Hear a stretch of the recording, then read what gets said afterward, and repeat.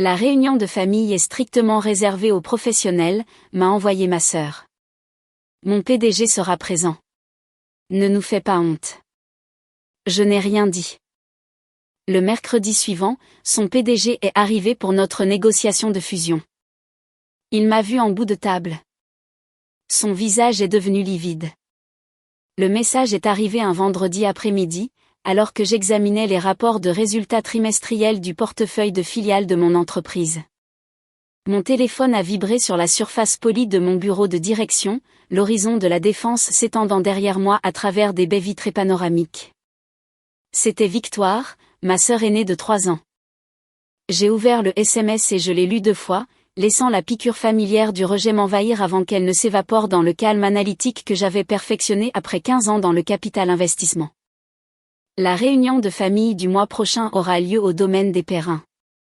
Le nouveau PDG de Victoire, Richard Perrin en personne, sera présent en tant que son accompagnant. C'est un événement de réseautage pour des professionnels qui ont réussi. Compte tenu de ta situation, il vaudrait peut-être mieux que tu fasses l'impasse sur celle-ci. Nous ne voulons pas de conversation gênante sur les choix de carrière. J'espère que tu comprends ma situation, mes choix de carrière. J'ai posé le téléphone et suis retourné aux états financiers qui se trouvaient devant moi. La dernière acquisition de Chenal Industries affichait des performances supérieures aux prévisions. La division pharmaceutique avait besoin d'être restructurée, mais la branche manufacturière était solide. Encore un trimestre réussi pour le portefeuille. Mon portefeuille, celui que j'avais bâti à partir d'un unique investissement de 3 millions d'euros il y a 15 ans, pour en faire un empire du capital investissement pesant aujourd'hui 2,8 milliards d'euros. Mais ma famille l'ignorait. Pour eux, j'étais toujours Margot Chenal, la fille qui avait abandonné l'entreprise familiale pour jouer avec des ordinateurs dans une vague start-up technologique qui n'avait jamais vraiment décollé. Celle qui vivait modestement, conduisait une voiture pratique et ne parlait jamais de son travail parce qu'il supposait qu'il n'y avait pas grand-chose à en dire. Il n'avait aucune idée que Chenal Industries, la société de capital investissement dont il n'avait jamais entendu parler, possédait des participations majoritaires dans 17 entreprises à travers 6 secteurs d'activité. Employait plus de 4000 personnes et venait d'être classée par Forbes comme l'une des 15 sociétés de capital investissement les plus influentes d'Europe. Ils ne le savaient pas parce que je ne leur en avais jamais parlé. 15 ans plus tôt, lorsque j'avais quitté la voie corporative traditionnelle de ma famille, mon père avait voulu que je rejoigne l'entreprise familiale d'import-export de taille moyenne. J'avais fait un choix. J'avais pris le petit héritage de ma grand-mère, 3 millions d'euros que mes parents avaient qualifié de « sympathique mais pas de nature à changer une vie », et j'avais disparu dans le monde du capital risque et de l'investissement privé. Ma famille avait été déçue. Mon père m'avait fait des discours sur la loyauté et la tradition. Ma mère s'était inquiétée pour ma stabilité. Ma sœur Victoire avait été ouvertement méprisante. Tu jettes une situation garantie pour un fantasme d'entrepreneuriat, avait-elle dit. Tu reviendras dans 2 ans pour supplier qu'on te donne un emploi. Je n'étais pas revenue. Au lieu de cela, j'avais passé 2 ans à apprendre tout ce que je pouvais sur l'identification d'entreprises sous-évaluées, la négociation d'acquisition et la restructuration axée sur la rentabilité. Mon premier grand succès avait été un fabricant d'équipements médicaux en difficulté que j'avais racheté pour 8 millions d'euros, restructuré, puis revendu 3 ans plus tard pour 47 millions d'euros. J'avais réinvesti chaque centime. À la 5e année, j'avais un portefeuille d'une valeur de 180 millions d'euros. À la 10e année, j'avais franchi le cap du milliard d'euros. À la 15e année, Chenal Industries gérait des actifs d'une valeur de 2,8 milliards d'euros. Et je contrôlais personnellement des entreprises allant de fabricants de produits pharmaceutiques à des cabinets de conseil en technologie, en passant par des complexes hôteliers de luxe. Je gardais délibérément un profil bas.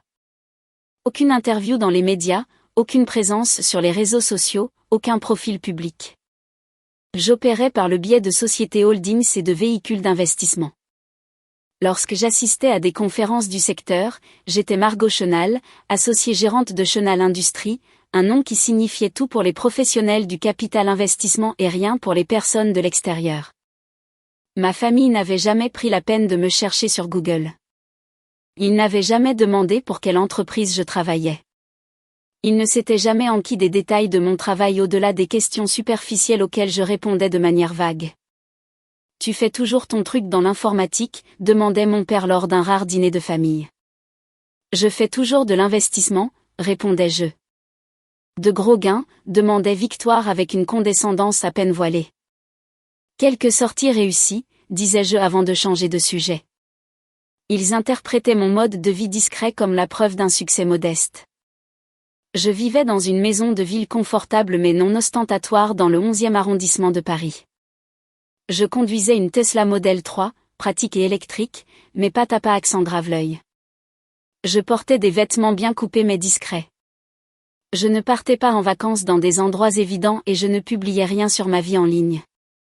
Ce qu'ils ignoraient, c'est que la maison parisienne était l'une des 4 propriétés que je possédais, incluant un penthouse dans le Triangle d'Or que j'utilisais pour mes réceptions d'affaires et une villa en Provence. La Tesla était l'un de mes 3 véhicules.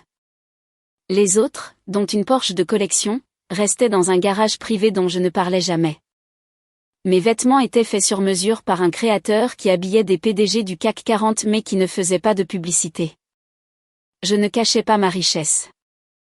Je ne l'affichais tout simplement pas devant des gens qui avaient déjà décidé que j'étais une ratée. Victoire, pendant ce temps, était devenue la réussite de la famille. Elle avait gravi les échelons de diverses entreprises pharmaceutiques. Et il y a 6 mois, elle avait décroché un poste de directrice de la stratégie chez Perrin Pharma, une entreprise pharmaceutique de taille moyenne spécialisée dans la fabrication de médicaments génériques. Elle s'était montrée insupportable à ce sujet. Richard Perrin en personne m'a recruté, avait-elle annoncé lors du dernier dîner de famille. Il a dit que ma vision stratégique était exactement ce dont l'entreprise avait besoin. Nous sommes en position pour une croissance majeure. Mon père avait rayonné de fierté. Ma mère en avait eu les larmes aux yeux. Ils avaient porté un toast au succès de Victoire, à son intelligence, à son inévitable ascension vers de plus hauts sommets. J'avais souri poliment et dit « Félicitations ». Ce que je n'avais pas dit, c'est que je connaissais très bien Perrin Pharma. Je les analysais depuis 6 mois comme cible potentielle d'acquisition. L'entreprise perdait énormément d'argent, cédait des parts de marché à des concurrents plus importants et cherchait désespérément un acheteur ou un partenaire de fusion pour se maintenir à flot.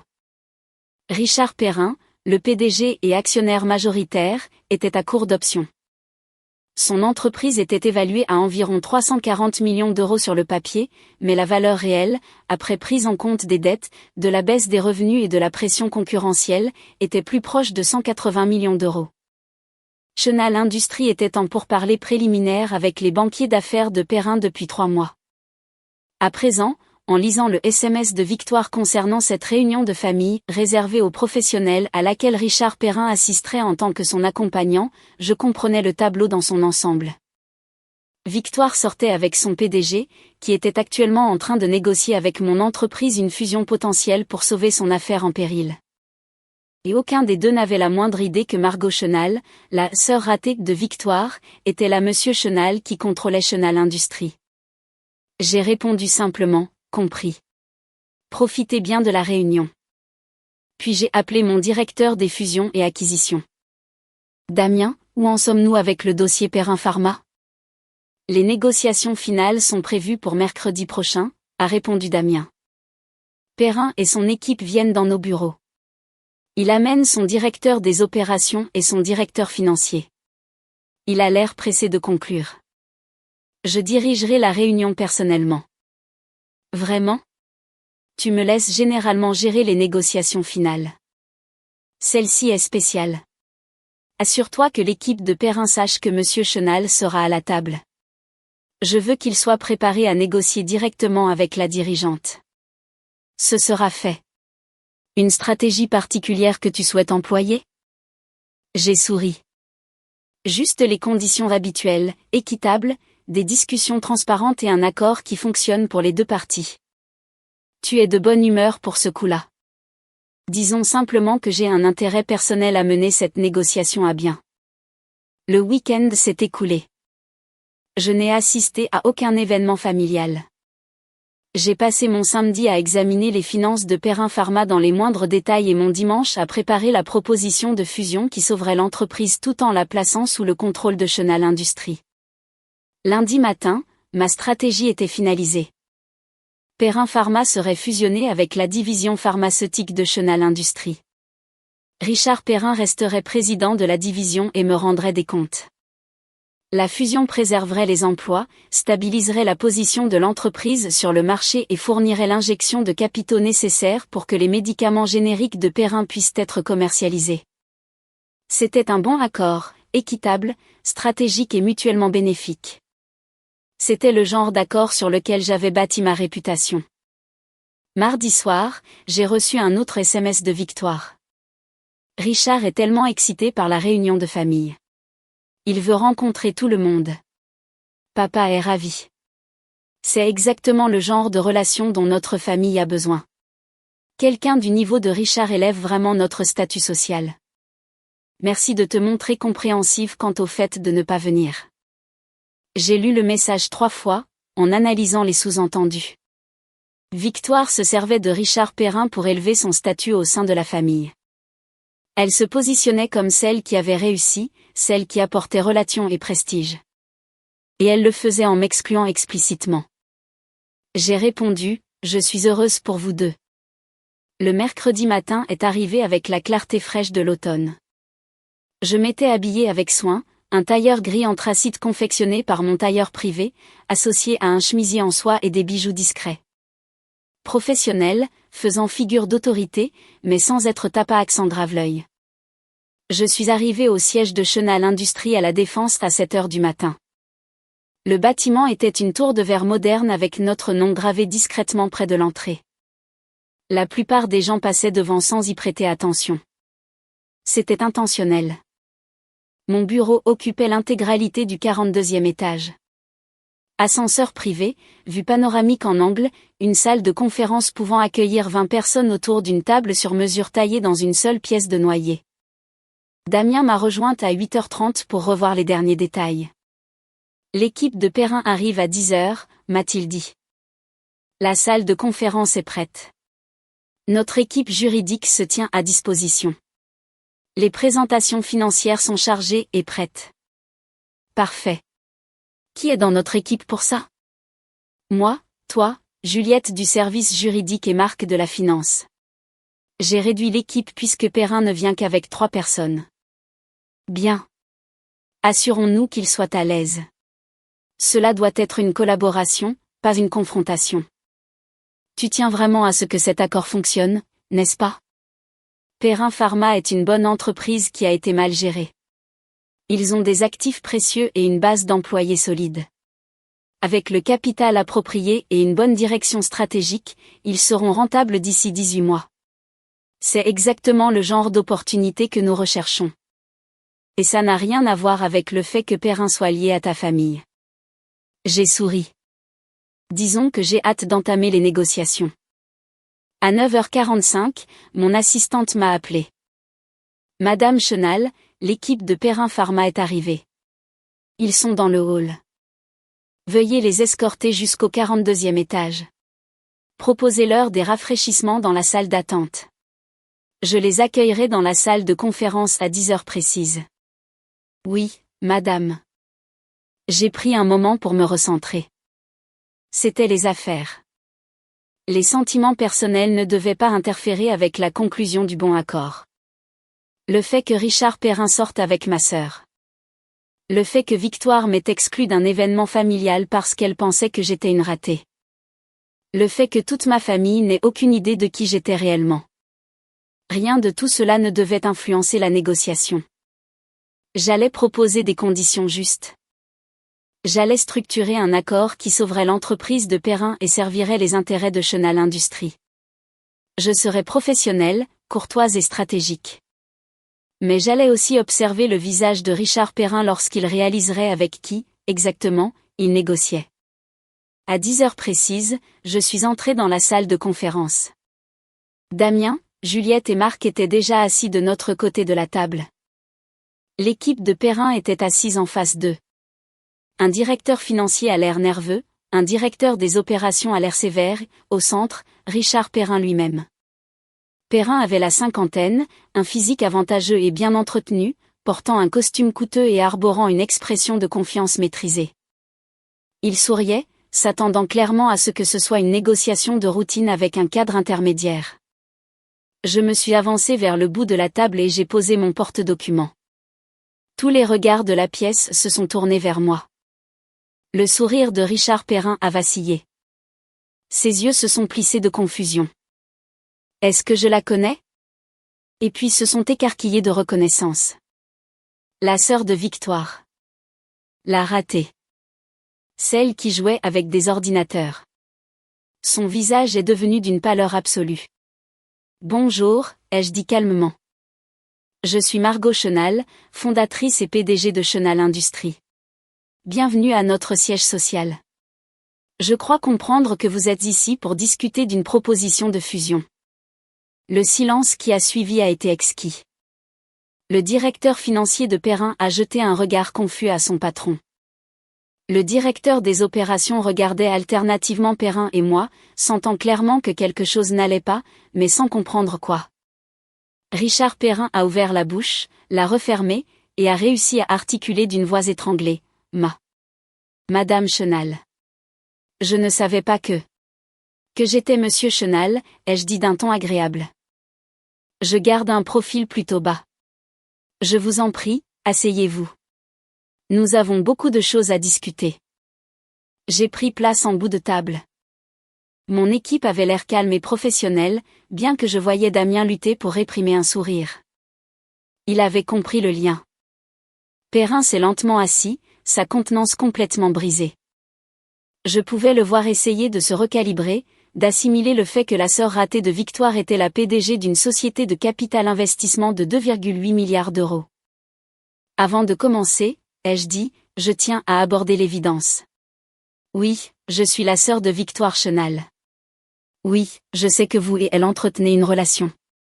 Je tiens à vous assurer que mon lien personnel avec votre situation n'aura aucun impact sur ces négociations. Chenal Industries analyse Perrin Pharma depuis 6 mois en tant qu'acquisition potentielle. L'intérêt que nous portons à votre entreprise repose uniquement sur sa valeur stratégique et sur les opportunités de croissance et de rentabilité que nous y voyons. Est-ce acceptable pour vous ou préféreriez-vous travailler avec une autre société? Perrin a dégluti péniblement.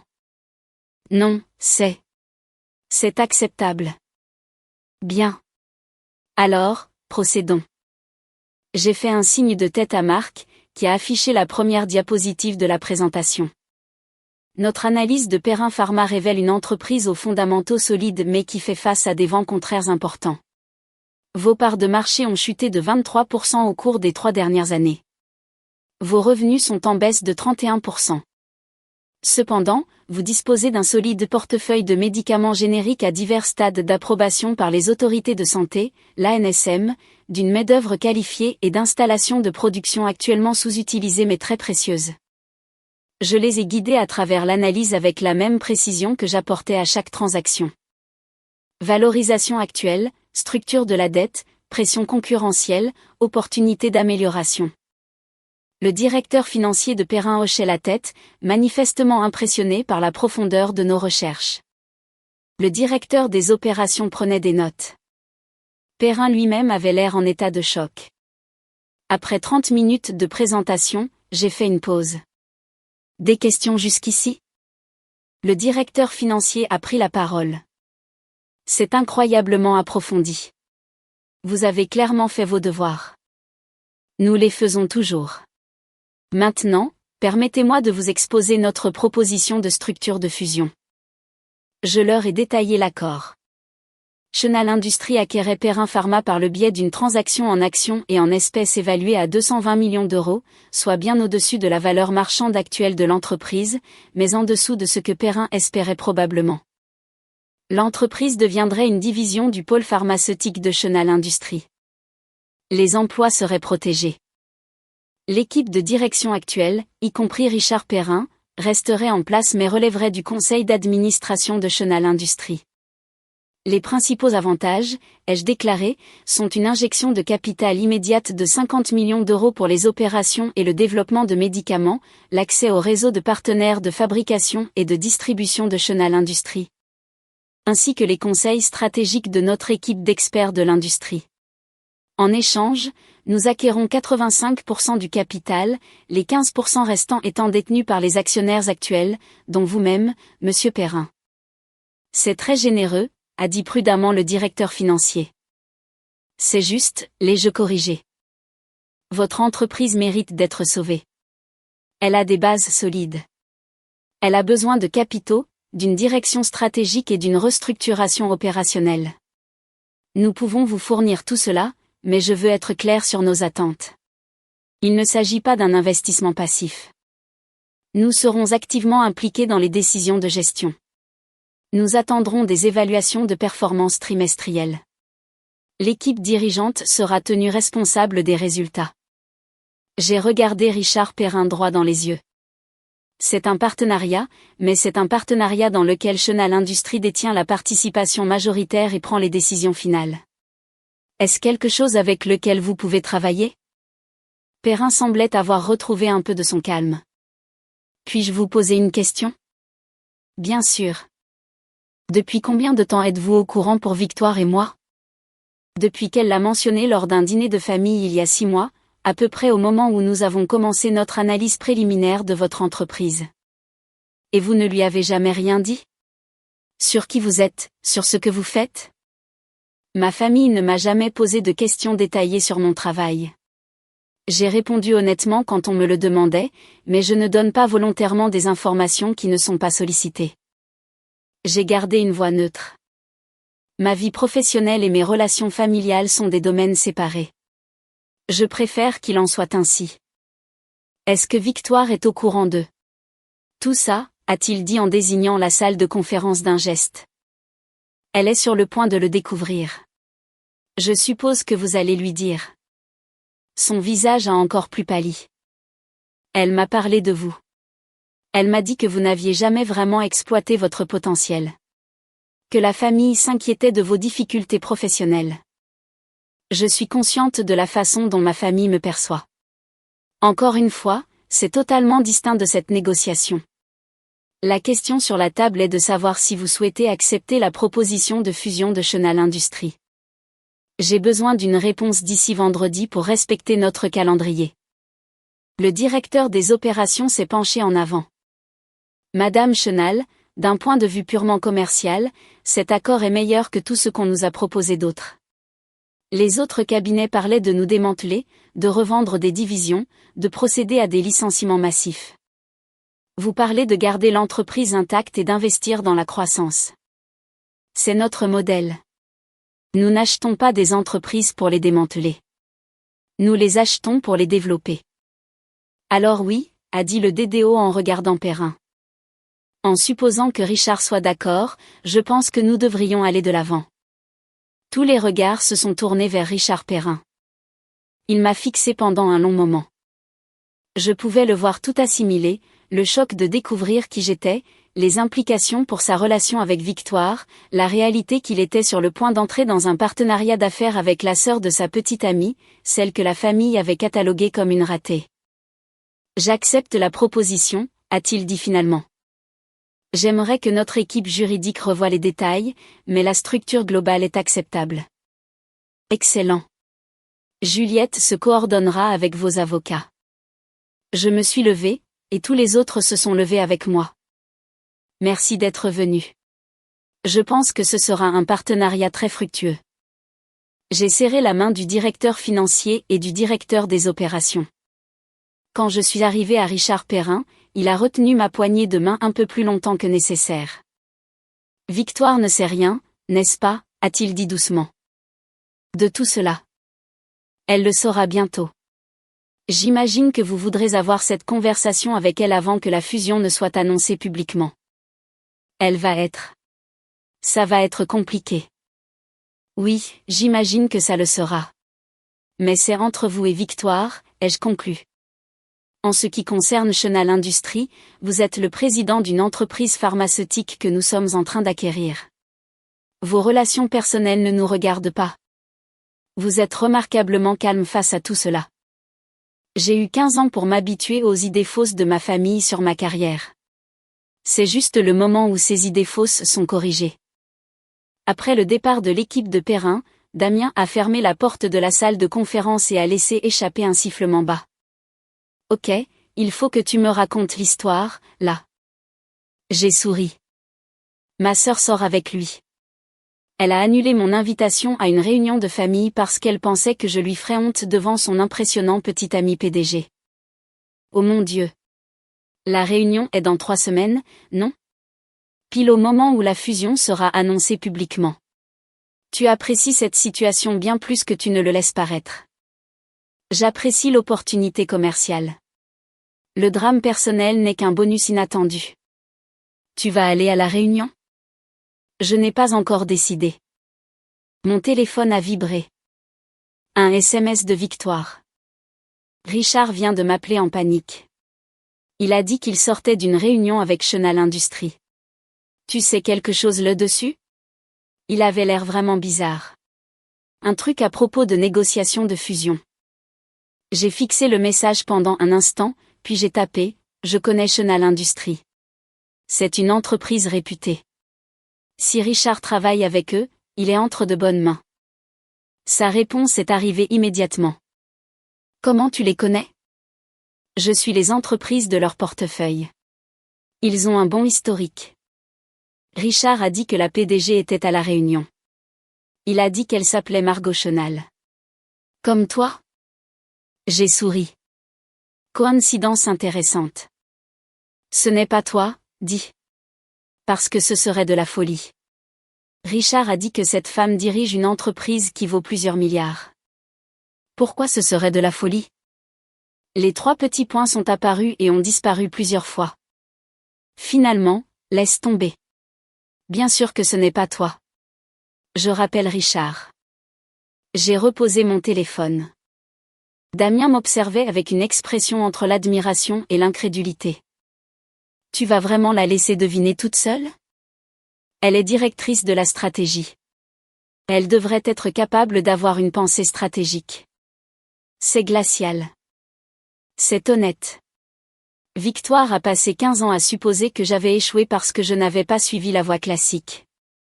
Elle ne m'a jamais demandé de détails sur mon travail. Elle n'a jamais tapé mon nom sur Google. Elle n'a jamais montré le moindre intérêt, même occasionnel, pour ce que je fais réellement. Si elle veut savoir qui je suis maintenant, elle peut faire les recherches qu'elle aurait dû faire il y a des années. Et si elle ne le fait pas, alors elle le découvrira lorsque la fusion sera annoncée et que la structure de propriété de Chenal Industries deviendra une information publique. Dans tous les cas, la vérité finit par éclater. Au cours des 3 jours suivants, mon téléphone a explosé de messages de plus en plus frénétiques de Victoire. Margot, il faut que tu m'appelles. C'est important. Richard agit de façon tellement bizarre depuis sa réunion.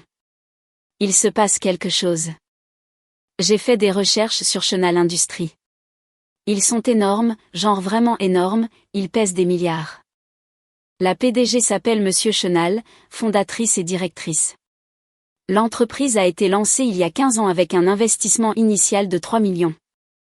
Margot, grand-mère t'a laissé 3 millions d'euros il y a 15 ans. Margot, est-ce que Chenal Industries est ton entreprise?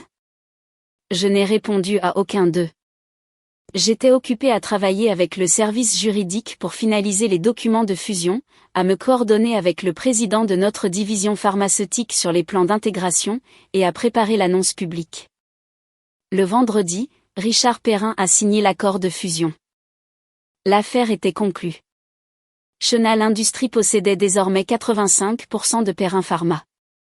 Richard resterait président de la division et me ferait un rapport trimestriel. L'injection de capitaux de 50 millions d'euros allait commencer immédiatement. Notre équipe de relations publiques a préparé l'annonce pour le lundi matin. Le samedi après-midi, Victoire s'est présentée à ma maison parisienne. Je venais de terminer ma séance de sport et je préparais du café quand on a sonné à la porte avec insistance. J'ai regardé la caméra de sécurité et j'ai vu ma sœur sur le perron, l'air agité. J'ai ouvert la porte. Est-ce que c'est vrai, a-t-elle exigé sans préambule. Es-tu Monsieur Chenal, la fondatrice de Chenal Industries? Oui. Elle m'a dévisagé. Tu es sérieuse, là? Veux-tu entrer ou préfères-tu avoir cette conversation sur le pas de la porte? Elle est passée devant moi en trombe pour entrer dans la maison, se retournant pour me faire face dans l'entrée. Tu possèdes une entreprise qui vaut 2,8 milliards d'euros. Chenal Industries gère des actifs d'une valeur de 2,8 milliards d'euros. Je suis la propriétaire de l'entreprise. Oui. Depuis quand? 15 ans. Depuis que j'ai pris l'héritage de grand-mère et que j'ai commencé à faire des investissements. Mais nous pensions. Tout le monde pense que tu es. Elle semblait incapable de trouver les mots. Une ratée, ai-je complété. Oui, je sais. Pourquoi tu n'as rien dit? Vous n'avez jamais posé la question. Je suis passé devant elle pour aller dans la cuisine, me servant mon café calmement. Un café? Je ne veux pas de café. Je veux savoir pourquoi tu nous as menti pendant 15 ans. Je n'ai pas menti une seule fois. Tu as demandé si je faisais toujours mon truc dans l'informatique. J'ai dit que je faisais toujours de l'investissement. Tu as demandé si j'avais de gros gains. J'ai répondu que j'avais fait des sorties réussies. Absolument tout ce que j'ai dit à la famille était rigoureusement vrai. Vous avez juste fait des suppositions sur l'ampleur.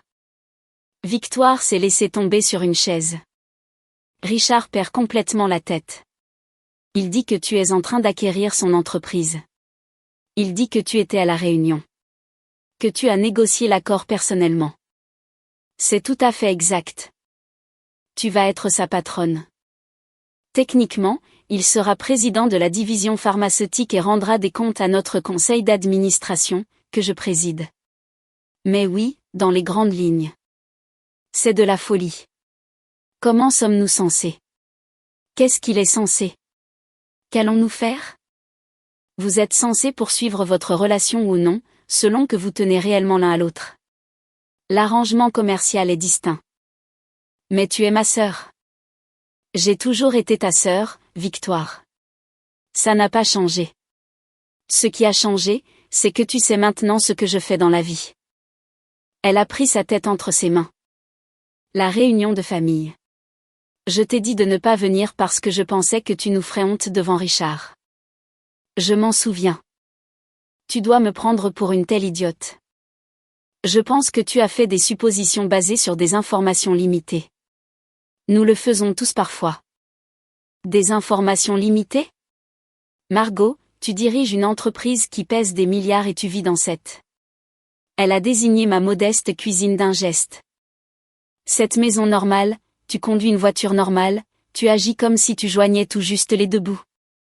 Cette maison est très confortable. Ma voiture est excellente. Je n'ai pas besoin d'afficher ma réussite pour me sentir accompli. Mais pourquoi? Pourquoi l'avoir gardé secret? J'ai posé ma tasse de café et j'ai regardé ma sœur droit dans les yeux.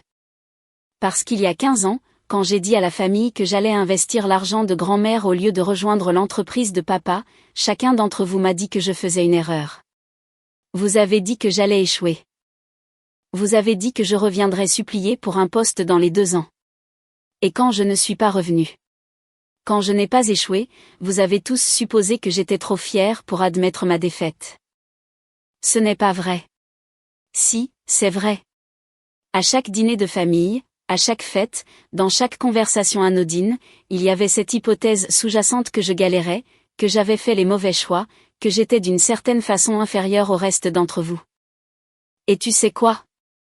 Je vous ai laissé le penser parce que ça m'a montré qui vous étiez tous vraiment quand vous pensiez avoir affaire à quelqu'un qui n'avait pas réussi. Le visage de Victoire s'est décomposé. C'est dur. C'est honnête, Victoire. En 15 ans, tu ne m'as jamais posé de questions précises sur mon travail. Tu n'as jamais demandé dans quelles entreprises j'investissais. Tu n'as jamais demandé à voir mon bureau ou à rencontrer mes collègues. Tu te contentais de croire que j'échouais parce que cela correspondait au récit qui t'arrangeait. Je suis désolée, a-t-elle murmuré. J'apprécie, mais la question maintenant est de savoir ce qui change. T'excuses-tu parce que tu regrettes sincèrement de m'avoir rabaissé, ou parce que tu viens de découvrir que j'ai réussi et que maintenant je vaux la peine qu'on s'intéresse à moi? Elle a levé les yeux vers moi, les larmes au bord des paupières. Ce n'est pas juste. C'est tout à fait juste. Si j'étais restée dans l'entreprise familiale, si j'avais suivi la voie classique, m'aurais-tu traité de la même manière? Ou est-ce précisément parce que j'ai choisi une autre route que je suis devenue quelqu'un que tu pouvais regarder de haut? Elle n'a pas répondu. Voici ce qui va se passer, ai-je repris plus doucement. La fusion sera annoncée lundi. La structure de propriété de Chenal Industries est une information publique. Donc, oui, tout le monde saura que je suis la PDG. La famille le découvrira. Papa le saura. Maman le saura, et tout le monde devra ajuster sa compréhension de qui je suis et de ce que j'ai fait pendant les 15 dernières années. Et pour la réunion de famille? Qu'est-ce qu'elle a, la réunion? Tu vas venir? Tu devrais venir. Tu devrais absolument venir et te pavaner. J'ai secoué la tête. Ce n'est pas mon style, Victoire. Je n'ai pas bâti cette entreprise pour obtenir la validation de la famille. Je l'ai bâtie parce que je voulais me prouver à moi-même que je pouvais identifier de la valeur là où d'autres ne la voyaient pas, que je pouvais construire quelque chose de significatif. Que je pouvais faire une vraie différence dans le monde des affaires. Mais tu as aussi gagné le droit de... J'ai gagné le droit de faire mes propres choix quant à mon niveau d'exposition publique. L'annonce de la fusion aura lieu parce que c'est une obligation. La famille l'apprendra parce que c'est inévitable. Mais je ne vais pas parader avec mon succès à une réunion de famille juste pour que les gens se sentent mal de m'avoir sous-estimé. Victoire a essuyé ses yeux. Richard veut te parler de la fusion, mais aussi de tout le reste. Je suis disponible pour des discussions professionnelles. Il a le numéro de mon bureau. Pourquoi? Victoire, j'ai besoin que tu comprennes quelque chose. Je ne suis pas en colère. Je n'ai pas d'amertume. Je suis sincèrement en paix avec la façon dont les choses se sont déroulées. Mais j'ai aussi besoin que tu respectes le fait que ma relation avec la famille est compliquée maintenant, et qu'il va me falloir du temps pour savoir à quoi elle va ressembler à l'avenir. Elle a acquiescé lentement. Pour ce que ça vaut, je suis vraiment désolée. Et pas seulement parce que tu as réussi. Parce que j'aurais dû être une meilleure sœur, indépendamment de tout ça. Merci. Ça signifie effectivement quelque chose. Après le départ de Victoire, je suis restée assise dans le calme de ma maison en pensant à la réunion de famille. La vérité, c'était que je n'avais pas envie d'y aller pour regarder ma famille s'échiner à recalibrer sa perception de moi. Je ne voulais pas voir la culpabilité de mon père, le choc de ma mère, ni le soudain intérêt de la famille élargie pour mes opinions et mon travail. J'avais construit ma vie et ma carrière sans leur approbation. Je n'en avais pas besoin aujourd'hui. Mais je me rendais compte aussi que les excuses de Victoire, aussi maladroites fussent-elles, avaient de l'importance. Et peut-être que cette réunion pouvait être une opportunité, non pas de parader, mais de permettre enfin à ma famille de me voir telle que j'étais vraiment. Le lundi matin, Chenal Industries a publié le communiqué de presse. Chenal Industries acquiert Perrin Pharma dans le cadre d'une fusion à 220 millions d'euros. L'opération renforce le pôle pharmaceutique, préserve les emplois et positionne l'entreprise pour la croissance. Le communiqué comprenait des détails sur la structure de l'acquisition, des citations des deux parties et un historique des succès de Chenal Industries en matière de fusion-acquisition. Il incluait également mon nom et mon titre, Margot Chenal, fondatrice et PDG. À midi, mon téléphone affichait 17 appels manqués de membres de ma famille. Je les ai tous ignorés pour me concentrer sur mon travail. L'intégration de Perrin allait nécessiter une gestion rigoureuse. J'ai eu des réunions avec le président du pôle pharmaceutique, des appels avec les employés clés de Perrin pour les rassurer sur la transition, et des séances de stratégie avec mon équipe de direction. À 15 heures, mon assistante m'a contacté via l'interphone. Madame Chenal, votre père est dans le hall. Il n'a pas de rendez-vous, mais il demande à vous voir. J'ai marqué une pause. Faites-le monter. 5 minutes plus tard, mon père entrait dans mon bureau. Il s'est arrêté juste après le seuil de la porte, observant les baies vitrées panoramiques, le mobilier luxueux, le mur couvert de prix et de reconnaissance d'organisations professionnelles. Margot, a-t-il dit doucement. Bonjour, papa. C'est ton bureau. Oui. Tu as construit tout ça. Toute cette entreprise, avec une grande équipe et beaucoup de travail acharné. Oui. Il a marché lentement vers les vitres, regardant Paris s'étendre devant lui. Pourquoi ne nous as-tu rien dit? J'ai essayé au début. Vous ne vouliez rien entendre. Nous t'aurions écouté si nous avions su. Si vous aviez su que j'allais réussir. Oui, probablement. Mais quand vous pensiez que je débutais, que je faisais des investissements risqués, que j'essayais quelque chose de nouveau, ça ne vous intéressait pas. Vous vouliez que je suive la voie de la sécurité. Il s'est retourné pour me faire face. Je voulais te protéger de l'échec. Je sais. Mais papa, je devais avoir le droit d'essayer. Et quand j'ai réussi, j'avais besoin de savoir que les gens dans ma vie m'estimaient pour qui j'étais, pas pour ce que j'avais accompli. Et nous avons échoué à ce test. Vous avez fait des suppositions. On le fait tous. Mais oui, ça a fait mal d'être rabaissé par ma propre famille pendant 15 ans. Il s'est assis en face de mon bureau, semblant soudain plus vieux. Que puis-je faire pour réparer ça? Tu peux commencer par accepter que j'ai choisi un chemin différent et que ça a marché. Tu peux arrêter d'évaluer ma réussite à l'aune de ce à quoi tu t'attendais. Et tu peux essayer d'apprendre à connaître celle que je suis aujourd'hui, et pas celle que tu croyais que j'étais. J'aimerais ça, a-t-il dit. J'aimerais beaucoup ça. Alors, viens à la réunion trimestrielle du conseil d'administration le mois prochain. Chenal Industries présentera sa stratégie annuelle. Tu verras ce que nous faisons. Tu rencontreras mon équipe. Tu comprendras l'envergure de notre travail. Non pas en tant qu'invité de courtoisie, mais en tant que personne sincèrement intéressée à en apprendre davantage. Je serai là, a-t-il promis. La réunion de famille a eu lieu 3 semaines plus tard. J'ai décidé d'y assister. Quand je suis arrivé au domaine des Perrins, qui, par coïncidence, était l'une des propriétés que j'avais envisagé d'acquérir l'année précédente avant de décider qu'elle était surévaluée, ma famille était réunie sur la pelouse pour l'apéritif d'avant-dîner. Victoire m'a vue la première. Elle a traversé la pelouse rapidement, Richard derrière elle. Tu es venu, a-t-elle dit. Je suis venu. Merci. Vraiment. Richard m'a tendu la main. Madame Chenal. Richard. Je voulais vous remercier à nouveau pour la façon dont vous avez géré la transition. Votre équipe a été incroyablement professionnelle. C'est notre standard.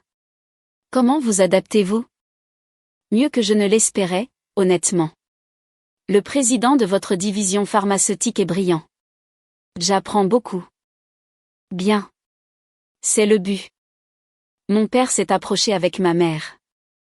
Margot, ma chérie, nous sommes tellement heureux que tu sois là. Merci de m'avoir invité. Ma mère m'a serré dans ses bras, les larmes aux yeux. Je suis tellement désolée que nous ne t'ayons pas vu clairement. Nous sommes si fiers de toi. Je l'apprécie, maman. Le reste de la soirée fut une véritable leçon de recalibrage. Des membres de la famille élargie qui m'adressaient à peine la parole lors des rassemblements précédents voulaient maintenant parler affaires, demander des conseils, comprendre mon parcours professionnel. Une partie semblait sincère, l'autre opportuniste. J'ai navigué à travers tout cela avec la même habileté diplomatique que j'apportais dans les négociations en salle de conférence. À un moment donné, mon père a réuni la famille pour porter un toast. Je tiens à reconnaître quelque chose, a-t-il dit. Il y a 15 ans, ma fille Margot a fait un choix que je ne comprenais pas. Elle a pris un risque que je jugeais insensé, et j'avais tort. Il m'a regardé de l'autre côté de la pelouse. Margot a construit quelque chose d'extraordinaire, non pas parce que nous l'avons soutenue, mais malgré nos doutes. Elle nous a prouvé que le succès se présente sous bien des formes, et que la réussite la plus significative vient du fait de suivre sa propre vision, et non les attentes de quelqu'un d'autre. Il a levé son verre. À Margot, qui nous a tous appris que, parfois, la chose la plus courageuse que l'on puisse faire est d'avoir confiance en soi quand personne d'autre n'y croit. Tout le monde a levé son verre. À Margot. J'ai senti les larmes me piquer les yeux, mais j'ai souri. Plus tard, Victoire m'a trouvé seule sur la terrasse.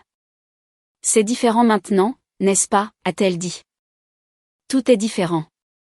La question est de savoir si c'est différent dans le bon sens. Je pense que ça pourrait l'être, si on s'en donne la peine. Elle a fait une pause. Richard et moi, c'est du sérieux. Il veut que je sache qu'il est avec moi parce qu'il m'aime, et non à cause d'un quelconque lien avec toi ou ton entreprise. Je le crois. Il a l'air d'être un homme bien. Il l'est. Et Margot. Je vais être une meilleure sœur. Pas parce que tu as réussi, mais parce que j'aurais dû l'être depuis le début.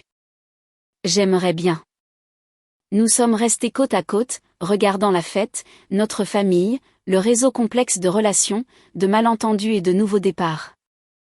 Tu sais ce qui est drôle, a dit Victoire. Pendant tout ce temps, on pensait que c'était toi qui avais besoin de notre approbation. Il s'avère que c'était toi qui nous évaluais. J'ai souri. Je préfère penser que nous apprenions tous à nous connaître. Il aura juste fallu 15 ans et une fusion d'entreprises pour que ça se concrétise. Eh bien, a-t-elle dit en glissant son bras sous le mien. Mieux vaut tard que jamais. Mieux vaut tard que jamais, ai-je approuvé. Et pour la première fois en 15 ans, debout à une réunion de famille, j'ai eu l'impression d'être enfin vue pour ce que j'étais vraiment. Pas celle qu'il supposait que j'étais devenue. Pas celle dont il craignait qu'elle ait échoué. Mais celle que j'avais choisi de devenir par des années de travail acharné, de réflexion stratégique et de détermination silencieuse. Margot, fondatrice et PDG de Chenal Industries. Et enfin, après tout ce temps, quelqu'un que ma famille était prête à connaître.